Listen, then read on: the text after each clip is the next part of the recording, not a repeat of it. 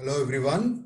Welcome to this course on computer architecture and organization. Myself, K. Gurucharan, working as assistant professor in EC department, Lendi Institute of Engineering and Technology. So in the introductory session, we have discussed about the importance of this course, the course outcomes and course outline. In the present lecture, we'll be learning about the functional units of a computer. The computer consists of five functionally independent main parts. They are input, memory, arithmetic and logic unit, output unit, and control unit. The input unit accepts coded information from human operators with the help of keyboard. The information received through keyboard is stored in the memory for later reference, or it can be used by the architecture and logic circuitry to perform desired operations. The processing steps are determined by programs stored in the memory. The processed results are sent back to the output unit. All these activities are coordinated by the control unit. So this is the brief introduction regarding the functional unit of a computer. So in this session, we'll be going to understand the basic components of a computer and their functions. So before going to that, we'll be knowing about the data which is handled by the computer. So the information handled by computer is in the form of instructions or data. A list of instructions that perform a specific task is called as a program. These programs are stored in computer memory. The data are nothing but numbers which are encoded characters that are used as operands by the instructions. The information handled by a computer must be encoded and must be decoded by the hardware present in the computer. Most of the present day hardware employs digital circuits that have only two stable states. One is on and the other is on. So whenever you enter a number from the keyboard, what happens is this number or character or instruction which you are encoding is converted into a stream of binary digits in the form of zeros or ones. The alphanumeric characters are also expressed in terms of these binary codes. For example, if you are doing any alphabets like A, B, C, D, etc., or any special characters like dollar, hashtag, etc. So these are again converted into binary codes with the help of ASCII. So ASCII stands for American Standard Code for Information Interchange. In this, each character is represented as a 7-bit code. Other coding schemes that can be used is the extended binary coded decimal interchange code. So in this, each characters can be represented as 8 bits in binary. So using these two encoding techniques, the character which you are entering from the keyboard is converted into the binary form, because the computer understands only the machine learning language, which are nothing but the binary ones and zeros.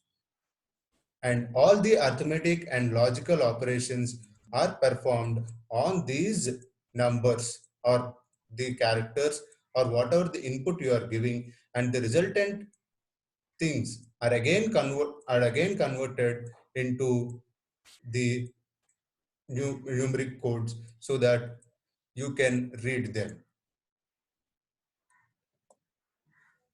So the first functional unit or the important functional unit of a computer is the memory unit. The function of memory unit is to store programs or data.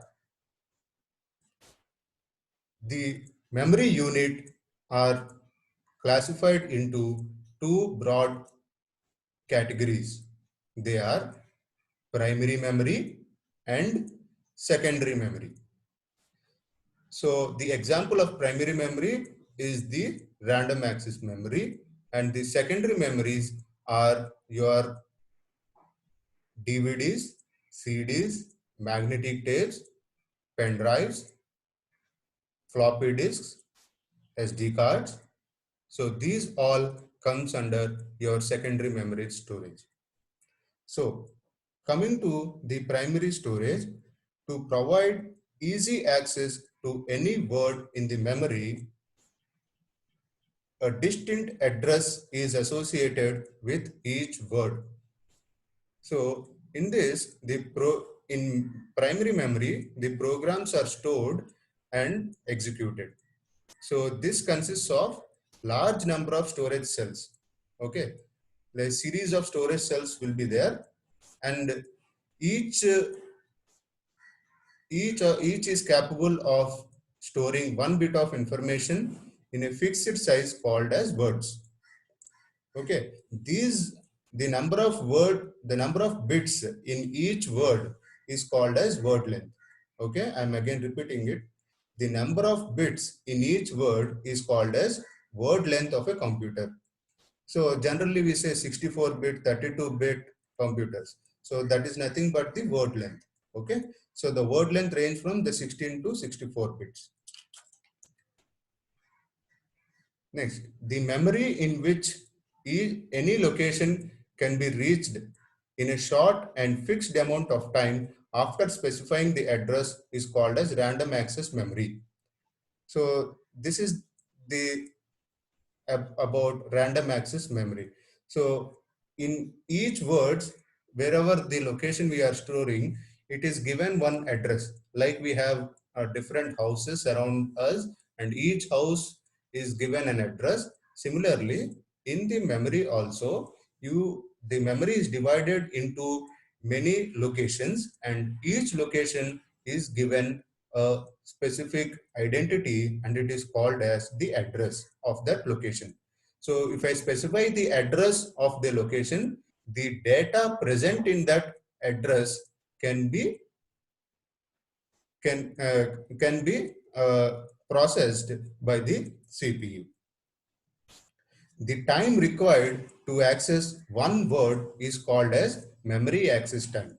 So this memory access time is about in the range of 100 nanoseconds for modern RAMs. Next important thing in this memory is the cache memory. Cache memory is an extremely fast memory type that acts as a buffer between the RAM and the CPU. It holds frequently requested data and instructions so that they are immediately available to the CPU when they are needed. So uh, this is what the cache memory does. It acts as a buffer between the CPU and the RAM. Okay, so whenever the CPU is requesting the data, or this cache memory will immediately give the data to the CPU. So for example, have you heard about the cache data?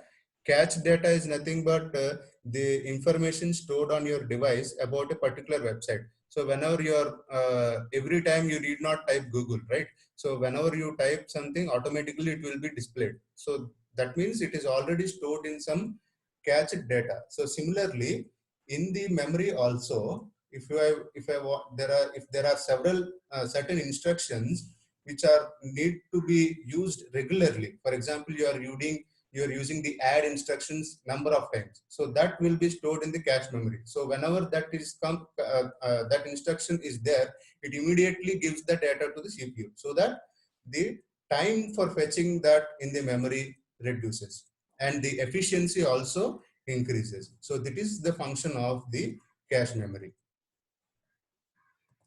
Then coming to the secondary memory. So secondary storage is used when large amounts of data and many programs have to be stored. For example, if you want to store any movies or any other things or any data or instructions which you which can be accessed frequently, so those data or instructions you can store in the secondary memory. So the basic examples of secondary memory is your pen drive. Okay, the first thing is the magnetic disk, and then DVDs. Okay, so in these also you can store the data. And then in the memory organization unit, we'll be discussing in brief about how the magnetic disk is able to store the data, and also the optical disk, that is the DVDs, how they are able to store the data. We'll be studying in the unit 5 in memory organization in depth. Okay, so this is about the secondary memory. Next functional unit is the input unit. So most of you are familiar with the input unit of the computer. So what does it do? It accepts the coded information through the input units. So the examples are keyboard, mouse, mic. So what does the mic do? It converts the audio signal, or it samples the audio signal and then converts into the binary thing. So here the analog to digital conversion takes place. So whatever the things you are speaking, it is sampled, and that data is given as input to the processor or the CPU, right? So these are some of the examples of the input unit. Next, you are very much familiar with this another functional unit, that is the output unit. So the output unit will send the processed results to the outside world. So through the input, we'll be taking whatever the data you want or the instructions. These instructions are processed by the CPU, and then it will be given as the result to the outside world. So the output devices examples are printer, your monitor, your speaker, you can project it, the projector. So these are several examples of the output unit. So the next functional unit is the interconnection network. So this interconnection network acts as a exchange information and coordinate the actions between the input, output, and the control and the memory unit. So for examples of this interconnection network are the bus structures. We'll be studying about this bus structure in the next lecture. So these act as the interconnection. So these carry data from the memory to the input unit and to the output unit, and from the input unit it would be storing into the memory also. So these are the actions that are performed by the interconnection network. The next functional unit is the ALU. It's a very important functional unit in the computer which performs all the arithmetic and logical units, is the arithmetic and logic unit, also called as ALU. So here in ALU, whatever the operand, we talk about two important things. One is operand and the other is opcode. So operand means where it is, you can treat it as a variable. It stores some information. Suppose A, B. So it is one operand. Okay. So what is meant by opcode? Opcode means what are the operations you are going to perform on the operands. For example, the opcode can be add instruction. So what does it do? It adds the operands A and B. Okay, so in A, if you are storing 2, and in B, if you are storing 3, so the resultant output will be 3 plus 2 will be 5. Okay, so that is the integer result. That is the integer result Y. It is also the operand. Okay, so there are several status flags that are there which we study in this. So for example, if there is any carry, the carry flag will be 1. If there is any overflow, then overflow flag will be 1. If there is any signed bit, then sign magnitude bit will be 1. So these are called as the status flags. Okay. So the arithmetic and logic unit, the two important things are what is meant by operand and what is meant by opcode. So operand is where you are storing the result, or it is nothing but a variable. You can treat it as a variable. Opcode is something you do with the operands. For example, if you want to multiply, so for example, if there is any instruction, say subtract, SUB. So SUB A comma B, if I am saying, then it will be subtracting the both A and B, and the result will be stored in A or A. Okay, so like that. So this is the simple function of a arithmetic and logic unit. So here we'll be talking about operands and opcodes and the status of the flags, different flags. Next comes the another functional unit, the control unit. So what is the function of this control unit is the main important function of the control unit is to generate the timing signals to govern the input output transfers. Okay. So for example, one input device is requesting to send its data. Okay. Until and unless the control unit approves or sends the control signal, it will not be placed on the bus, data bus or the address bus. So these coordination between the IO transfers and the IO interface and between the ALU and the memory, everything will be coordinated by the control unit. So based on the timing signals generated by the control unit, the data transfers between the processor and the memory are managed. Okay. So if I want to send from data from memory unit to the input, or from the memory unit to the output, you need to follow the timing signals. So this timing signal is generated by the control unit, right? Next. So these are all the basic functional units of a computer, right? One is memory unit, input unit, output unit, interconnection network, control unit, and ALU. So all these forms the basic functional units of a computer. So in summary, what happens in the computer is, firstly, it accepts the information in the form of programs or data through the keyboard. Okay, that is the first, and then it will be stored in the memory. Then second thing, what it will be doing is, it will fetch the information stored in the memory under the program control in the ALU, where the information is processed. For example, if you are entering an add instruction A comma B through the keyboard. Okay. So through the keyboard, you are entering the numbers. So these numbers will be given as input to the ALU, and based on the opcode add, these two are added, and the resulted output is processed and it is given as output to the output. So inside all these things, the control unit will be managing or coordinating with the things by generating the timing signal.